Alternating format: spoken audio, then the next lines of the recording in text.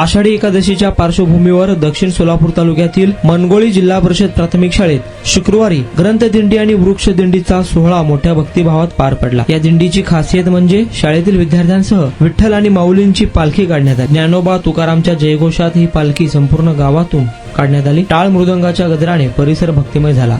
अंगणवाडीपासून ते इयत्ता 7वी पर्यंतच्या विद्यार्थी-विद्यार्थिनींनी दिंडीत सहभाग घेतला। लोकप्रधान न्यूज चॅनलचे पत्रकार नारायण घंटे यांचे चिरंजीव संस्कार घंटे आणि अथर्व विकीन घंटे यांनी विठ्ठलाची भूमिका साकारली, तर रुक्मिणीची भूमिका शालेय व्यवस्थापन समिती अध्यक्ष विनोद कोळी यांची कन्या अस्मिता कोळी आणि आरोशी गेजगे यांनी साकारली आहे। महिलांनी फुगडी खेळून आनंद देखील व्यक्त केला।